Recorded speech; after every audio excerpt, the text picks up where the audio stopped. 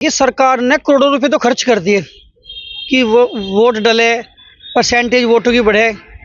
ये चूक बहुत सारी कारण है उसके।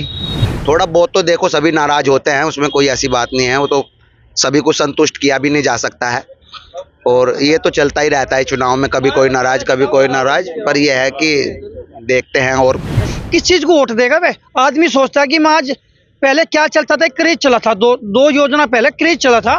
वोट तो कम हुआ है, लेकिन जो मुस्लिम क्षेत्र हैं उनमें ठीक ठाक मतदान हुआ है। भीड़ भी दिखी, लाइनें भी लगी हुई दिखी बूथ स्थलों पे। उसे इंटरेस्ट जब आता कि उसे ये लगता कि हमें जो वादे किए, पहले सरकारों ने वादे किए और वे वादे पूरे नहीं हो पाए। लगता तो यही है कि सीट तो शायद बीजेपी की निकली जाए यहाँ से। और क्योंकि लोगों के मन में एक थोड़ा सा ये भी है कि सरकार तो मोदी की ही बननी है। ये भी लोगों के मन में बात है कि सरकार तो बीजेपी की ही आएगी, तो इसलिए लोग वोट डालने भी कम निकले हैं। कुछ गर्मी का प्रकोप ज्यादा रहा है।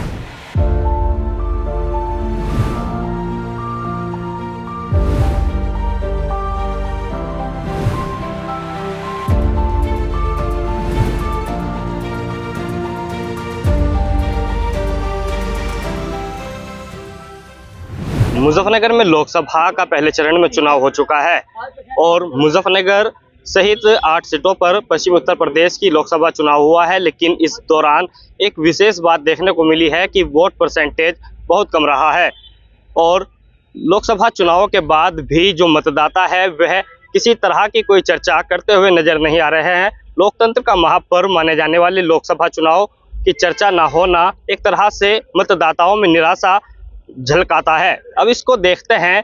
अब यहाँ हम मुजफ्फरनगर के जीआईसी मैदान में मौजूद है और यहाँ कुछ लोग हमारे साथ मौजूद हैं। यहाँ से हम इनके मन को टटोलेंगे और जानेंगे क्या कारण रहे लोकसभा चुनाव में मतदान कम होने के और किसकी तरफ रुख बनता हुआ लोकसभा चुनाव का दिख रहा है। हमारे साथ सुमित है। आप सुमित, क्या लगता है जैसे चुनाव में मतदान कम हुआ है और सरकार की बात करें, प्रत्याशी किसके यहाँ पक्ष में माहौल बनेगा? दसवें कारण क्या है कि सरकार ने करोड़ों रुपए तो खर्च कर दिए कि वो वोट डले, परसेंटेज वोटों की बढ़े। ये चूक बहुत सारी कारण है उसके। एक तो सबसे बड़ी बात है, गर्मी का प्रकोप इतना ज़्यादा बढ़ा हुआ था कि गर्मी में आम आदमी निकलना पसंद नहीं करता। दूसरी बात, जब तक हम किसी चीज़ में रुचि नहीं लेने के, इंटरेस्ट नहीं लेने लगे, वो इंटरेस्ट लोगों का खत्म हो गया चुनाव में। क्योंकि जो वादे जुमलेबाजी होती है उसमें आदमी को उसका पतन होने लगा, उसके बाद होगा वो विश्वास के दायरे खत्म हो गए। किस चीज़ को वोट देगा वे? आदमी सोचता है कि मैं आज, पहले क्या चलता था, क्रेज चला था, दो योजना पहले क्रेज चला था, आदमी उभाई में जाता था। अब उसका वहाँ 2 योजनाओं में निकल लिया। अब उसे ये नहीं दिख रहा वोट दूर की साथ दूँ।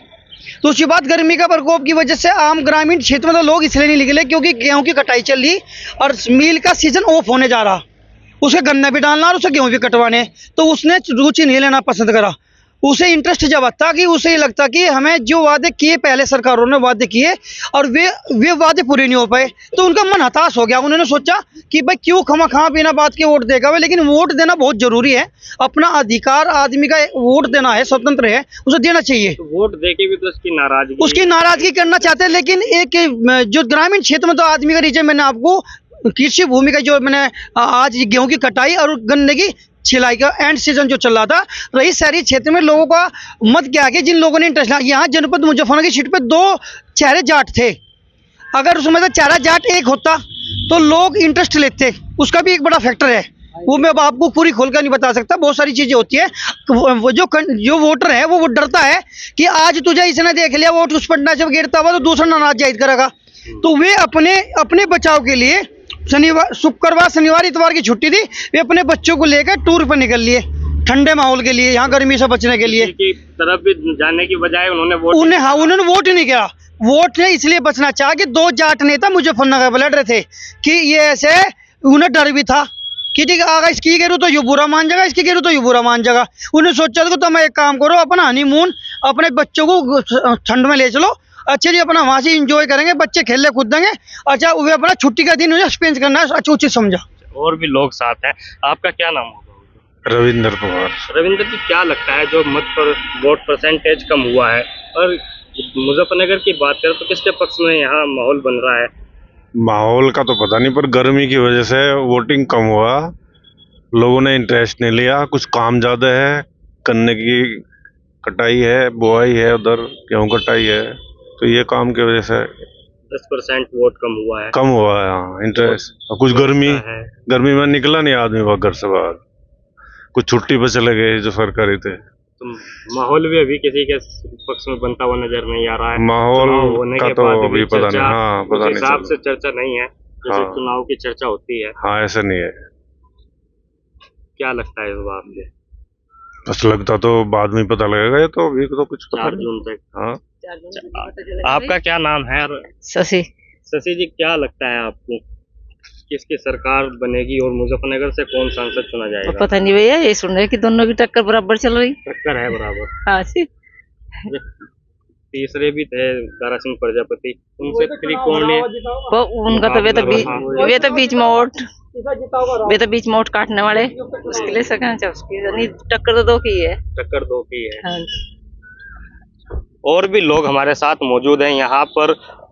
जानते हैं हम क्या माहौल रहा चुनाव के दौरान, क्यों इतना वोट परसेंटेज कम हुआ और क्या कारण रहे, लोगों ने क्यों वोट नहीं करा, क्या इससे स्थिति बनी कि वोट करने में लोग बाहर नहीं निकले। आपका क्या नाम है? मेरा विजेंद्र मित्तल है नाम।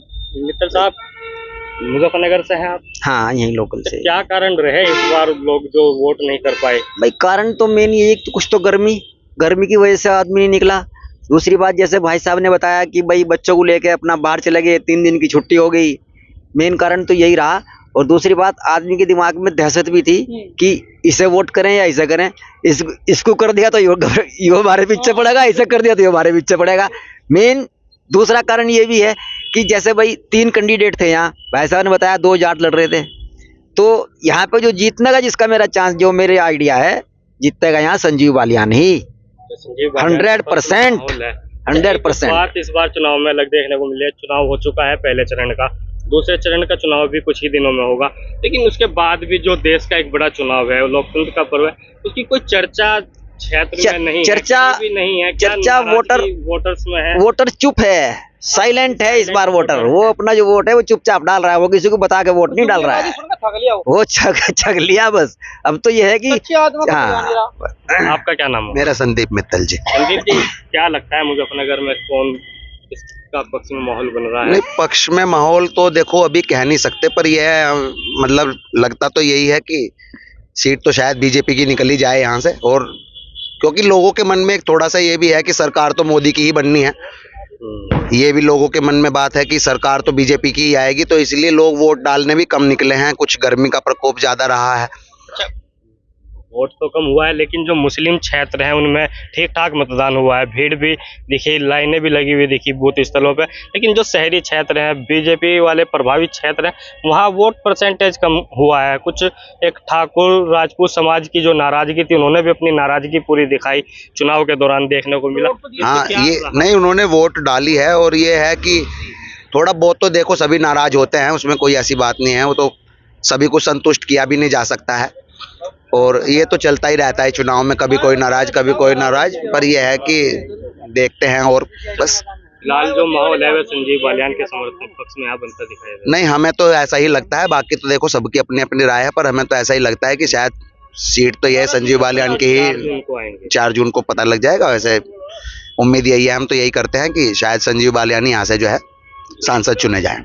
ये थे मुजफ्फरनगर के मतदाता, और इनका यहाँ साफ साफ कहना है कि संजीव बालियान के समर्थन में माहौल बन रहा है। लेकिन वोट परसेंटेज जो कम हुआ है उसका एक कारण गर्मी रही, और कृषि खेतों में जो काम करने वाले किसान हैं, गेहूं की कटाई और मील का अंतिम सीजन चल रहा है।